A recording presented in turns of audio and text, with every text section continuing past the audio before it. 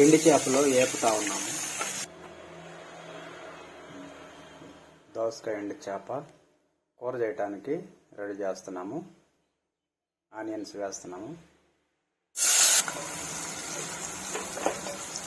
Onions fry, సరిపడినంత salt, టమాటాలు వేస్తున్నాము.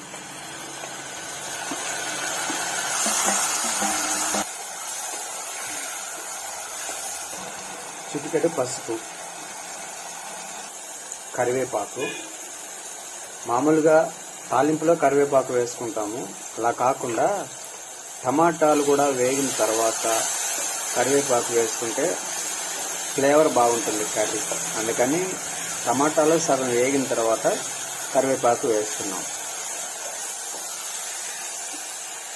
తాలింపు మాడిపోకుండా అప్పుడప్పుడు కలబెట్టుకుంటూ ఉండాలి.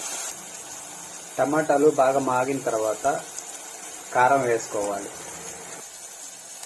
తాలింపులో వేసిన ఐటమ్స్ అన్నీ బాగా మగ్గిన తర్వాత దోసకాయ ముక్కలు వేసుకుందాం.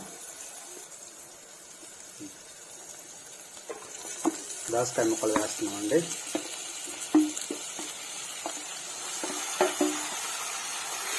తాలింపు అంతా కలిసేలాగా బాగా కలబెట్టుకుందాం.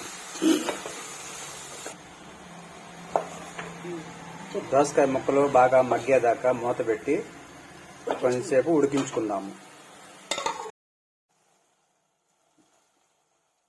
దోసకాయలని కొంచెం మగ్గనిచ్చి లైట్గా వాటర్ వేసుకోవాలి. ఎందుకంటే దోసకాయల్లో కూడా వాటర్ ఉంటుంది కాబట్టి ఎక్కువ వేసుకుంటే మరీ వాటర్ ఎక్కువైపోతుంది కూరలో. అందుకని చెప్పేసి లైట్గా వాటర్ వేసుకొని కలబెట్టుకొని ఉడకనిచ్చుకోవాలి.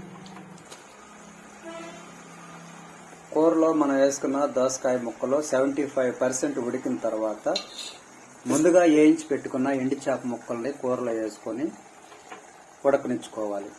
అలా వేసుకోవడం వల్ల చేప ముక్క కూరలో చెదిరిపోకుండా ఉంటుంది.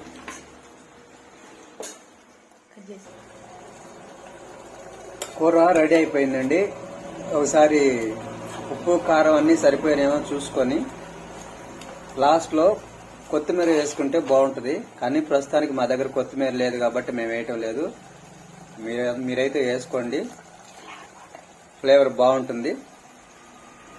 కూర నచ్చితే లైక్ చేయండి, షేర్ చేయండి. మీరు కూడా ఇలాగ కూరలు ఎలా చేస్తారో కామెంట్ చేయండి.